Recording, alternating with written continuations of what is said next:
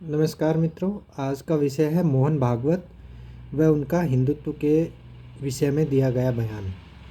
मोहन भागवत जो सरसंघचालक हैं यानी कि राष्ट्रीय स्वयं सेवक संघ के सर्वे सर्वा हैं, उन्होंने एक बयान दिया है कि राम मंदिर के बाद अब जो इस तरह के विवाद हैं, धार्मिक विवाद हैं, उनको समाप्त होना चाहिए। अब वो ख़त्म होने चाहिए।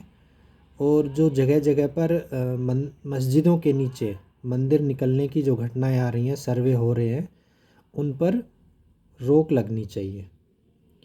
ऐसा ही बयान उन्होंने राम मंदिर के बाद भी दिया था कि राम मंदिर हमारा बड़ा काम है, ये काम अब संपन्न हुआ, तो अब इस तरह के कार्य अब हम हाथ में नहीं लेंगे।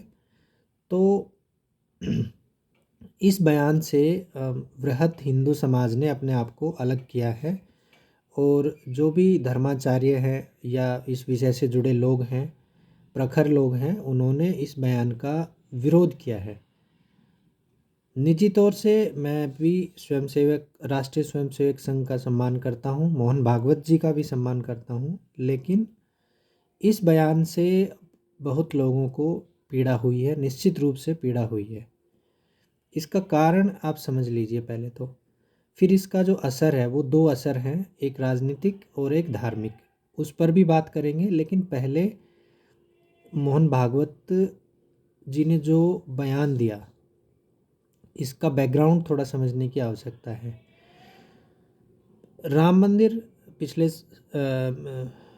जनवरी 2024 में बनकर संपन्न हुआ। एक भव्य राम मंदिर वहाँ पर बना अयोध्या में। हिंदुओं के लिए सबसे बड़ा तीर्थ है, इसमें कोई शंका किसी को नहीं होनी चाहिए। अब आज जो जगह जगह पर मस्जिदों के नीचे जो हिंदू धार्मिक स्थल निकल रहे हैं, मंदिर निकल रहे हैं, इस विषय में अगर मैं नाम लूँ तो विष्णु शंकर जैन और उनके पिता हरिशंकर जैन, उनके जो प्रयास हैं वो बहुत ही उनकी प्रशंसा की जानी चाहिए। इस समय मथुरा जन्मभूमि का मामला कोर्ट में है, इस समय काशी का मामला कोर्ट में है। तो जब हम अपने अपने जो प्राचीन धर्म स्थल हैं उनको वापस लाने की लड़ाई लड़ रहे हैं, कोर्ट के माध्यम से लड़ रहे हैं, कानूनी तौर तरीके से, लीगल तरीके से लड़ रहे हैं, तो ऐसे में फिर हम वापस क्यों हटे? सवाल ये कि हम वापस क्यों हटे?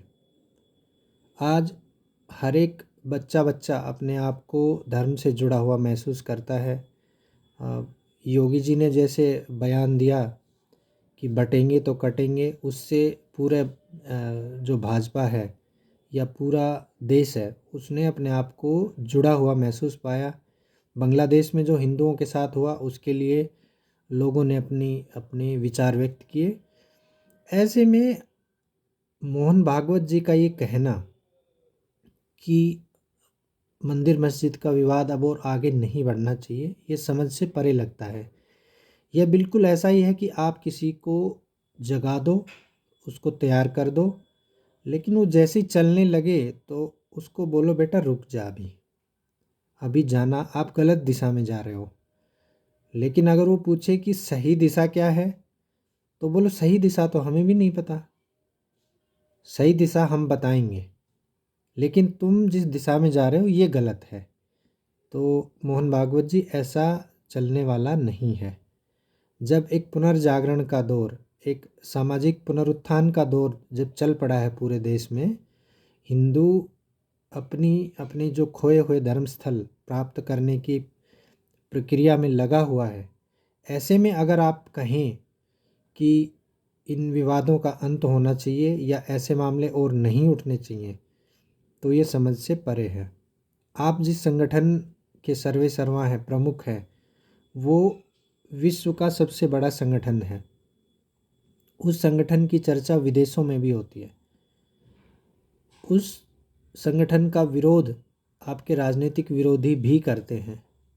क्यों? क्योंकि वो एक अनुशासित संगठन है, आप उस संगठन के अध्यक्ष हैं। लेकिन आप ये कहें कि नहीं, ये सब गलत दिशा में जा रहा है, तो ये बात जन सामान्य की समझ से परे है। अब अगर इसके राजनीतिक प्रभावों की बात करें तो आप याद कीजिए कि जैसे ही 2024 के आम चुनाव संपन्न हुए, मोहन भागवत जी ने एक बयान दिया था और उन्होंने अप्रत्यक्ष रूप से देश के वर्तमान प्रधानमंत्री नरेंद्र मोदी पर निशाना साधा था। उस बयान की बहुत चर्चा हुई और लोगों ने, विरोधियों ने खासकर, इसको हाथों हाथ लिया और ये एक बात उठने लगी कि क्या संघ और भाजपा में सामंजस्य की कमी है। तो इस मामले को जो जो भी शीर्ष नेता हैं भाजपा के या संघ के, उन्होंने मिल बैठकर सुलझाया। उसका नतीजा ये निकला कि हरियाणा और महाराष्ट्र चुनाव में संघ ने बहुत मजबूती से काम किया और नतीजा आप सबके सामने है। तो संघ एक अनुशासित संगठन है, हिंदू मूल्यों की रक्षा करने के लिए सदैव तत्पर रहने वाला संगठन है। उसकी जन सामान्य के बीच अपनी एक पहुंच है, लेकिन अगर उनके मुखिया, उनके सर्वे सर्वा इस बात को दोहराए कि नहीं, अब जो गति है, जो दिशा है, वो वापस मोड़नी पड़ेगी, तो ये कहीं ना कहीं किसी भी जन सामान्य के गले ये बात नहीं उतरेगी। बहुत से धर्माचार्यों ने, राम भद्राचार्य जी ने इसकी आलोचना की है और कहा है कि मोहन भागवत हमारे अनुशासक नहीं हैं, बल्कि हम उनके अनुशासक हैं। तो इस बात का अब विरोध सभी स्तरों पर हो रहा है और उम्मीद की जानी चाहिए कि मोहन भागवत जी इस तरह के बयान आगे नहीं देंगे। कहीं ना कहीं इसके मूल में अगर हम जाएं तो आरएसएस अपने आप को ये मानता है कि वो भाजपा का मूल संगठन है और भाजपा उसकी अनुसांगिक संगठन है, अर्थात उससे निकली हुई एक धारा है। लेकिन जब भाजपा मजबूत होती है तो आरएसएस को थोड़ी तकलीफ़ होना लाजमी है।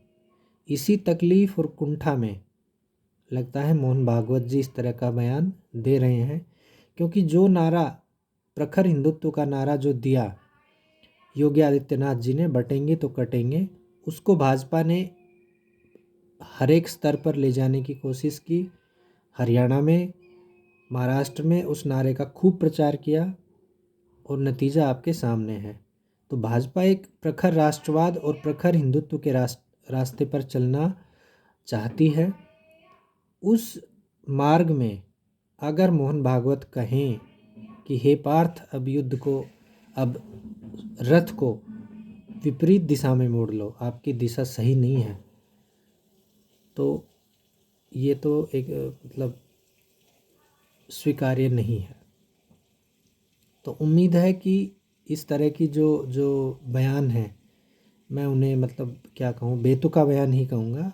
आगे से मोहन भागवत जी इन पर रोक लगाएंगे, स्वयं रोक लगाएंगे। आप याद कीजिए कि जब राम मंदिर का शिलान्यास हुआ था 22 जनवरी 2024 को, तो वहाँ गिने चुने लोगों को ही आमंत्रित किया गया था और मोहन भागवत भी उनमें एक थे, जो प्रधानमंत्री के बगल में बैठे थे। तो भाजपा या सरकार उनको पूरा सम्मान देती है, लेकिन उनके मन में कहीं ये तकलीफ़ होना कि भाजपा आरएसएस से आगे निकल जाएगी, ये तो सही नहीं है।